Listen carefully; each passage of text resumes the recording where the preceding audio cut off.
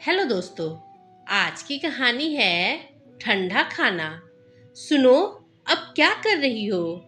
कुछ नहीं, किचन साफ करूंगी। पहले खाना खा लो।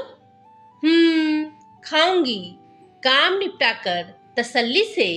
काम पड़ा हो तो मुझसे खाना नहीं खाया जाता। जैसी तुम्हारी मर्जी, ठंडा खाना है तो खाओ। रिधिमा ने कोई जवाब नहीं दिया। क्या जवाब देती कि अब उसे ठंडा खाना खाने की आदत हो गई है। सारा काम निपटाते निपटाते खाना गर्म करने की हिम्मत ही नहीं होती। गैस चूल्हा फिर गंदा हो जाएगा, यही सोचकर रह जाती है। सब लोग अपने अपने बिस्तर तक पहुंच चुके थे, सास ससुर और मनोज। शादी को अभी 3 साल हुए हैं। लोअर मिडिल क्लास की फैमिली है। सपने बहुत बड़े नहीं हैं, बस रोजमर्रा के काम आसानी से होते रहे, बस इतनी ही सोच है सबकी।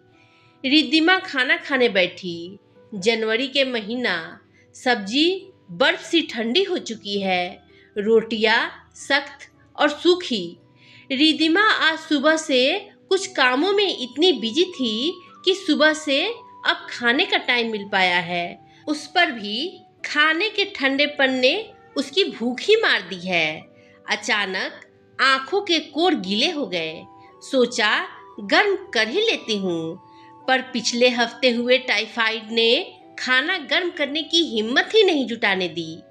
कुछ देर बैठकर उसने मेज पर सर टिका दिया। आज मम्मी की बहुत याद आ रही है। कभी ठंडा खाना खाने नहीं देती थी।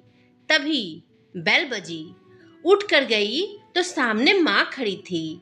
मम्मी, तुम इस समय अचानक? क्या हुआ?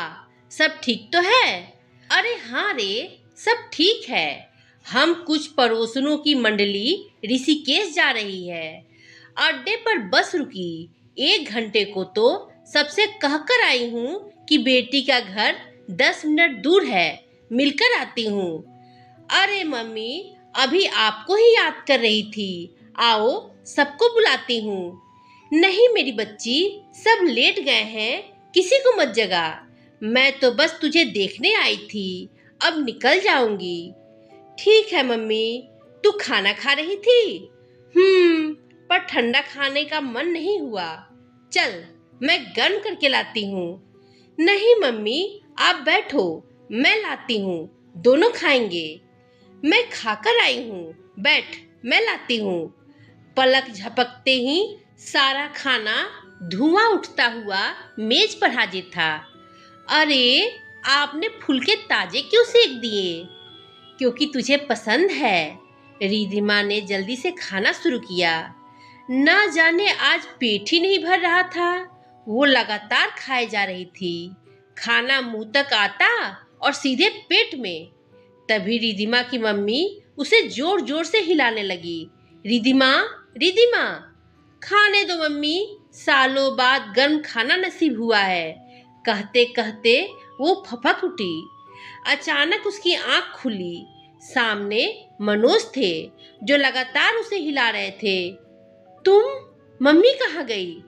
रिद्धिमा, मम्मी जी को गए हुए 6 महीने हो गए हैं। हाँ, पर मम्मी मुझे वो गर्म खाना। इतना कह रिद्धिमा फिर से रो पड़ी। मनोज ने उसे अपने गले से लगाया और बोला, जब तुम यहाँ टेबल पर सोई हुई बड़बड़ा रही थी, मैं सब समझ गया था और मैंने एक उपाय सोचा है। क्या? वो आते हैं ना बर्तन जिनमें सब्जी रोटी गर्म रहती है, वो लेकर आऊंगा मैं। पर वो बहुत महंगे होते हैं। तुम्हारी खुशी से अनमोल नहीं है। ऊपर बैठी सासू माँ वरना किसी दिन मेरे सपने में आकर छड़ी से मेरी पिटाई करेंगी। रिद्धिमा खिलखिला उठी। चलो, आप सो जाओ, मैं खाना गर्म कर लूं। नहीं, तुम बैठो, मैं लेकर आता हूँ। इतना कहकर मनोज चला गया। दोस्तों, आपको ये कहानी कैसी लगी? कमेंट कर बताएं।